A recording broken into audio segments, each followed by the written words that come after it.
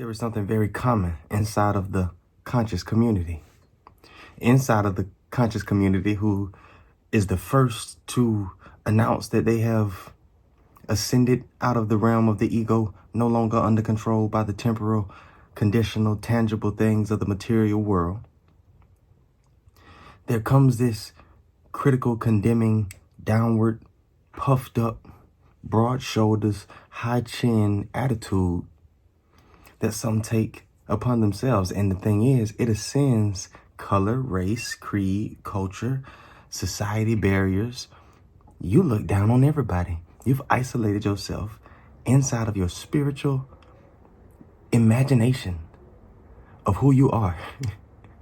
You left the realm of the tangible, temporary, and you went over into what you imagined the spirit realm to be, which was nothing but the realm of imagination. Nothing but your misconceptions. Nothing but your broken paradigms coming full circle and meeting you in the physical to give you the opportunity to make an amendment.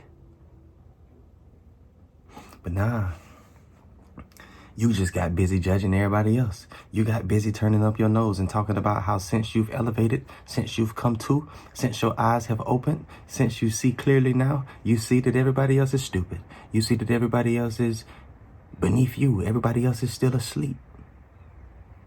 But the easiest way, I promise you this, the easiest way for you to know within yourself when you've really been transformed, when you've really moved into a place of awareness and truth, is not based on what you tell you about you.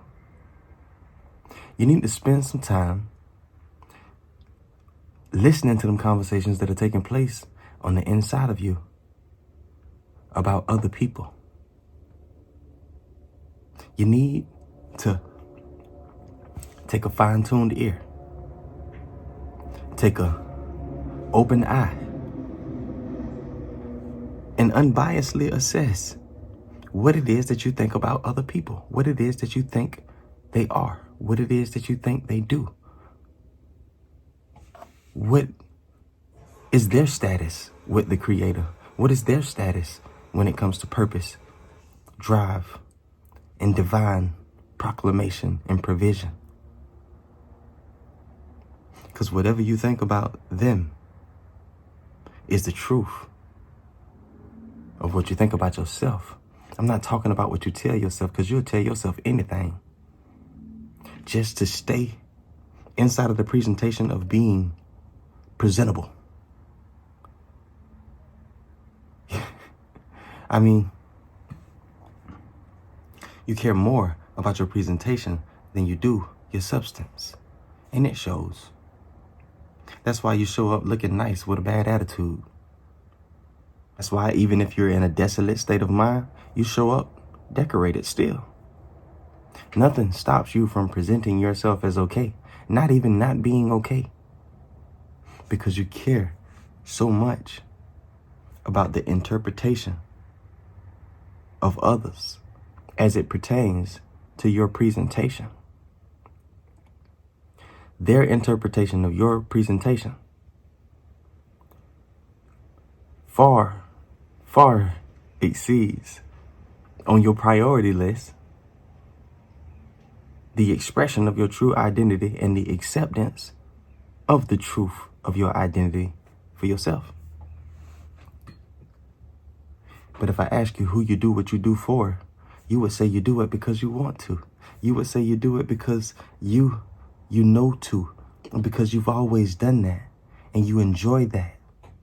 When you've been made new, your perspective changes. Your point of view changes. Your definitions change. The way you interpret information and comprehend what is going on around you and what is going on the inside of you changes. And there's no way that you've made a core foundation change and your presentation remains the same. But these are the silly things that we as human beings convince ourselves are possible. No, I'm totally different than I was last year. Even though if you observe me for a day, you'll find all of the remnants of what was in my course of a day and in my attitudes within the course of a day a year ago. But what I'm telling myself is totally different. What I'm focused on is totally different.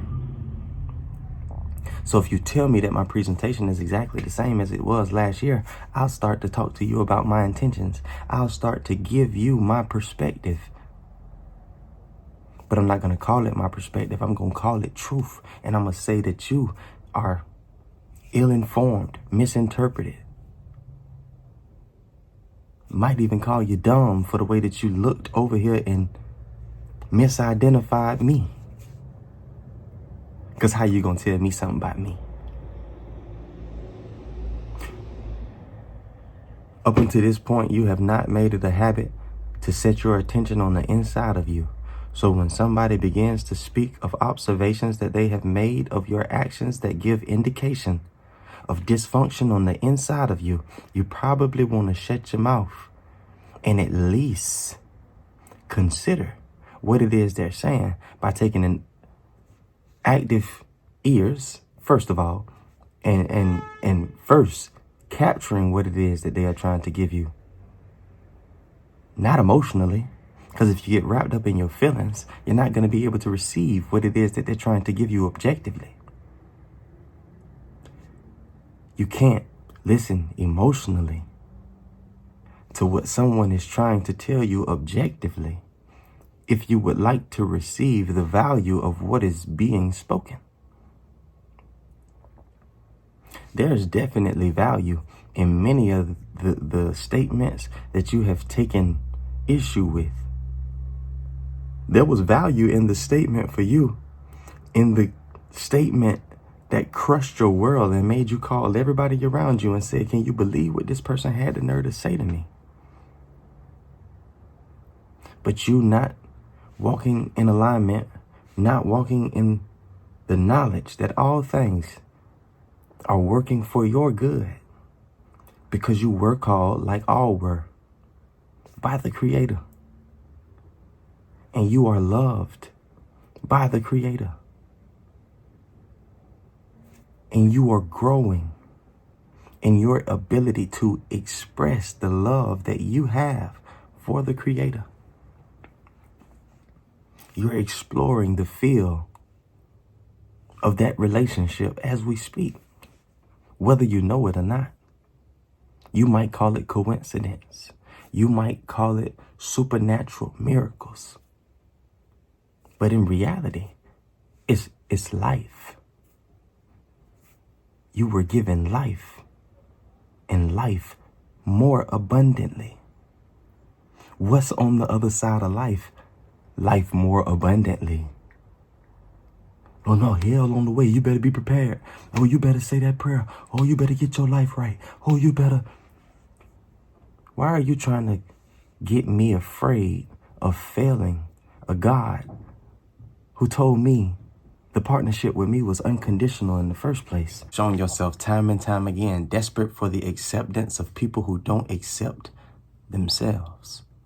You have shown time and time again a desperation to be connected, approved, esteemed amongst a group of people who you have seen esteem others and tear them down moments later. You talk about how shaky, shifty, frail, sometiming, conniving, manipulative, deceptive people are, but you don't talk about how deceptive and manipulative you have been to gain what appears to be the acceptance and love and appreciation of the people who you so quickly judge. Your judgments of them are a reflection of the truth of you. Please don't ever forget that. You cannot call out anything that you don't recognize. Everything that you recognize is from a past that you have narrated.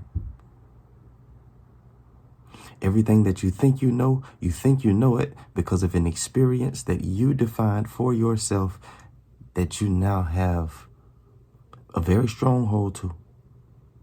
So strong that if someone comes and offers another narrative, depending on How well you pretend to be socially acceptable will determine whether you get physical, you get loud, or you just get quietly condescending.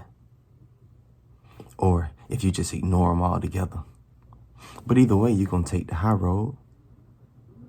Either way, you're going to pretend like your silence was maturity. Either way, you're going to pretend like your condescent was actually you trying to edify and bring someone into an education that actually shifted their perspective.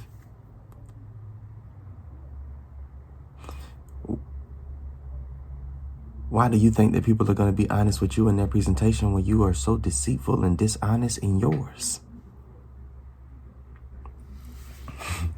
Anytime somebody think that they've gotten a hold of your true motives, they've gotten a hold of your true intentions, have you ever agreed? I don't know many people that have agreed. I met one or two people that have agreed, and they only agreed in moments that it was convenient. There were other times when I know that the calculation of what it was that we were looking at together was accurately being described as I was saying, but it was something that was within it that they wanted to conceal out of their own embarrassment and insecurities, out of their own perspective of their shortcomings.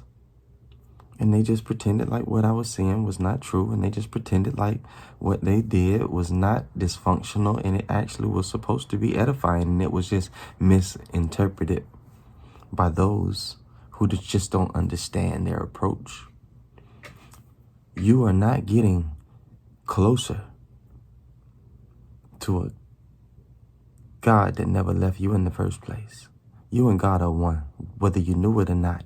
When you didn't know it, and you were operating in ways that you clearly could identify as opposed to goodness and the great loving nature of your Creator, you and God were still one. It was your ignorance of the oneness of you and your Creator that caused you to operate in ways that did not align with your Creator. But it wasn't just the ignorance of you not knowing the character and the nature of your Creator. It was you partnering with an idea that you were of another nature. You learned the nature of your parents. You learned the nature of your siblings. You learned the nature of your friends. You learned the nature of your cousins. You learned the nature of dysfunction in many different faces, on many different scenes, in many different tones, with many different masks. But we did not grow up in groups that were pushing us into an awareness of truth. We did not grow up in groups that were pushing us to be objective over becoming emotional, that we were not taught to embrace ourselves, to embrace others as they are, and to communicate and express openly this embrace, and to leave our personal objectives and our personal feelings and our personal quirks out of the equation. If you're growing in awareness of the universal Creator, there's no way that that is not coupled with an appreciation of the collective that the Creator created. The collective is a reflection, an extension of the Creator.